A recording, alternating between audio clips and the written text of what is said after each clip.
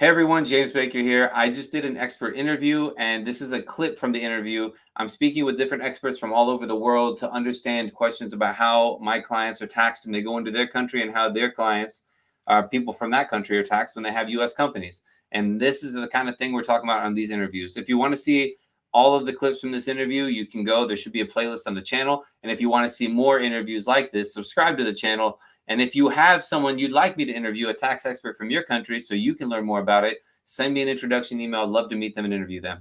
Okay, thanks for being here, and let's go to the clip. How are foreign-owned? How is it treated? How is it treated when a Mexican citizen has a US LLC and he's using it for business, and he has a US bank account and is outside of Mexico? How is that treated in Mexico? For example, in Mexico, and you may be aware, the most of the great amount people that has money here in Mexico tries to use Delaware LLCs. So when they use that kind of system and that kind of situation, they send all the money outside of Mexico's operation. So here to avoid the taxation in Mexico is you try to avoid the operations in Mexico as an invoice. If you generate an invoice abroad, you will not pay any tax here in Mexico, not Mexico. I don't know if that's clear. I mean, I understand that Mexico won't know about it. And I get that. And I have many clients in Mexico that use LLCs, and I have many that use corporations. And I've talked to many different Mexican tax experts, and I understand that the government in Mexico won't know about it. Generally speaking, we don't know about how the bank information is shared and how all that's done all the time. But I want to know, so there's nothing that needs to be reported, because I know in Mexico they have CFCs. If you have a foreign corporation that's not paying 26% in Mexico, is what, if I remember correctly.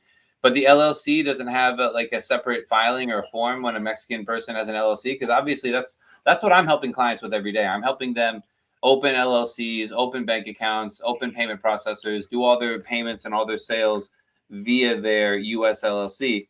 But I want to just get your opinion if there's anything to do in Mexico regarding those activities.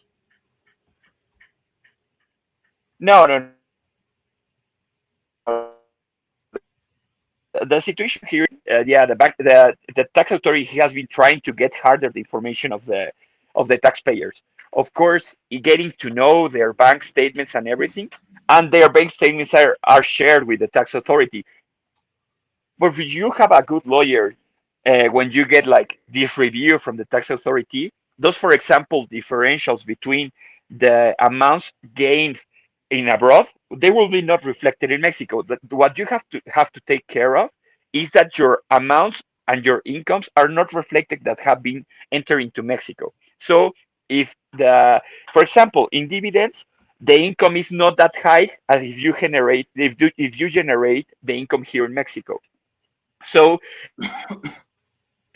the better thing to do here in Mexico, my recommendation will be not income tax. I'm sorry, you cut off. What was your recommendation? Not invoice in Mexico.